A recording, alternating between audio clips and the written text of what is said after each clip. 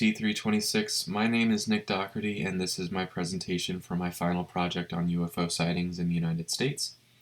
For my presentation, I decided to investigate using the heat map I created for part 3 of the project to scan over the United States to see where there was high UFO activity and investigate why that might be.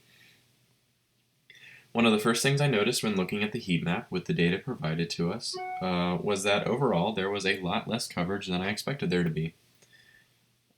I understand that the data does not cover the entire history of UFO recordings in the United States, but as television shows have covered, they always seem to say that UFOs always appear in the Midwest, which there actually is a line through the Midwest for UFO sightings. But what really surprised me with this data was that there seemed to be a lot of sightings in more urban locations, like in California, in New York, and in DC. Now, my original thoughts towards the reason for this high UFO activity in urban areas is summed up to the number of people that are in these locations. I think that more eyes allow for a higher possibility of seeing things that may not have an explanation. I also think that these places have a high amount of light pollution as well as air traffic, so narrowing down something to be a UFO can be fairly easy. I think if something does not fit our criteria for something like a plane with its blinking lights and steady movement, I understand why a person's mind would go to UFO. Now, for the sake of it being a little more fun, when I say UFO, I am referring to aliens. I understand that any flying object that cannot be directly identified, human or not, can be considered a UFO, but I think aliens are what most people think when they hear UFO.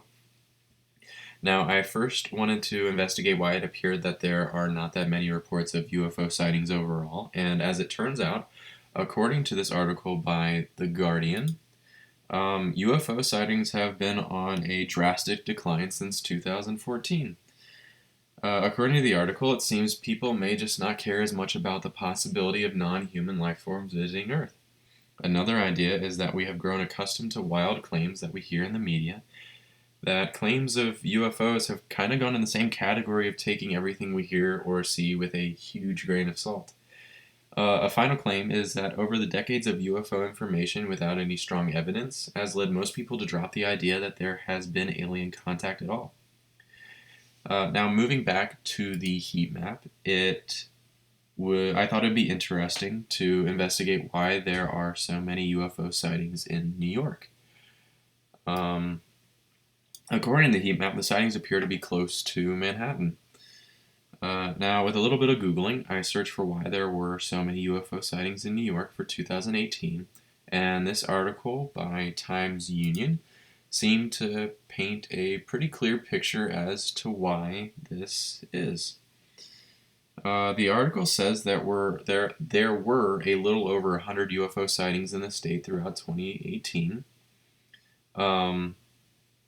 There had apparently been more than that, but many of them were not included because they were deduced to hoaxes. The article includes some quotes from people who submitted their claims, which are kind of interesting, and I will try to include a few of those on the screen. But what really stood out to me is that the majority of the calls they received turned out to be prank calls, and then that led them to have to consider that the written submissions they received may also be pranks. While I do find the idea of life not from this planet visiting us exciting, I think it is safe to say that for now most people are not worrying about UFOs and aliens, and that people are and the people that are interested in aliens just want to try to get a good laugh out of people. However, there is still the possibility that some of these people have actually seen something, but it still falls into the category that there is not enough good evidence to back up their reports. I think the main reasons for the increased number of sightings in New York and other urban areas is the volume of people that live there, the misidentification of things such as regular aircrafts, and people just trying to play pranks on other people. This concludes my presentation. I have included the links to the articles I used for this presentation in the description. I hope you enjoyed it and learned a little bit along the way. Thank you.